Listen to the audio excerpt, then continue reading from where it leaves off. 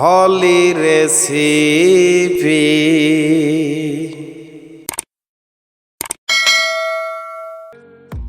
Hi viewers, আসসালামু আলাইকুম। হলি recipe channel থেকে আপনাদের সবাইকে স্বাগতম। আজ আমি আপনাদের সামনে একটি করলা ভাজি নিয়ে হাজির হয়েছি। আর এই করলা ভাজি তিতা ছাড়া তৈরি করে দেখাবো আপনাদের। তাহলে চলেন শুরু করা যাক। এখানে দেখতে পাচ্ছেন আমি নিয়েছি করলাগুলোকে ভালোভাবে ঝুরি করে নিয়েছি। আর নিয়েছি আলুগুলোকে ভালোভাবে এরকম করে কেটে ধুয়ে নিয়েছি। নিয়েছি মাছ, এখানে ছোট মাছ নিয়েছি।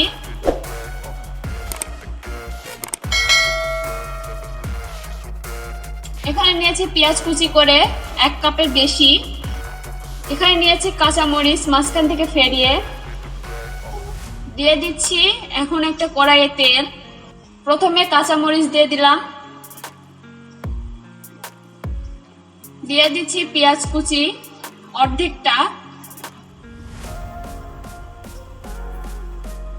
করলার তরকারিতে পেঁয়াজের পরিমাণটা একটু বেশি আপনারা দিবেন, তাহলে তিতার ভাব অনেকটা দূর হয়ে যায়। এখন ভেজে নিচ্ছি, হালকা একটু ব্রাউন কালার হয়ে আসবে যখন, এর মধ্যে দিয়ে দিচ্ছি একটা তেজপাতা মাঝখান থেকে ফেলে, দিয়ে দিচ্ছি 1 টেবিল চামচ আস্ত জিরা। এখন ভেজে নিচ্ছি আবারও।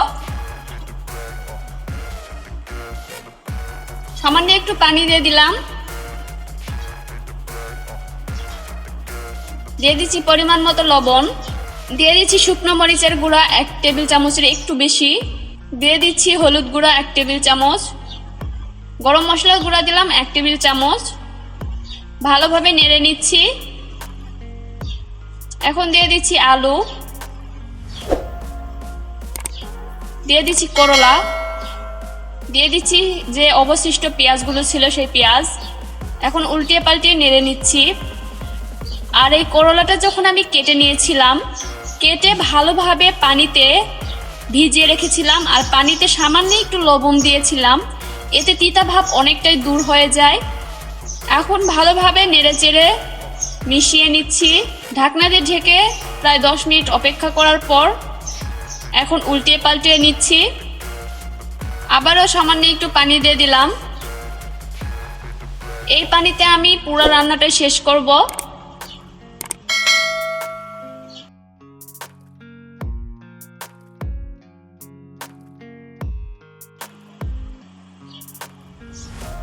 উপরে আমি মাছ দিয়ে দিচ্ছি, ঢাকনা দিয়ে আবার ঢেকে দিচ্ছি। বেশ কিছুক্ষণ পর ঢাকনাটাকে উঠিয়ে দেখতে পাচ্ছেন পানিটা অনেক মরে গিয়েছে। আবারও আমি নেড়েচেড়ে ঢাকনা দিয়ে দিলাম। ঢাকনাটাকে আমি খুলে নিচ্ছি আবারও 10 মিনিট পর। দেখতে পাচ্ছেন আমার রেডি। আমার তরকারি রান্না করা হয়ে গিয়েছে। এখন আমি নামিয়ে পরিবেশন করে নেব। এই যে আমি নামিয়ে পরিবেশন করে নিয়েছি। দেখতে পাচ্ছেন অনেক মজা। যদি আমার রেসিপিটি আপনাদের ভালো লেগে থাকে তাহলে অবশ্যই সাবস্ক্রাইব করতে ভুলবেন না।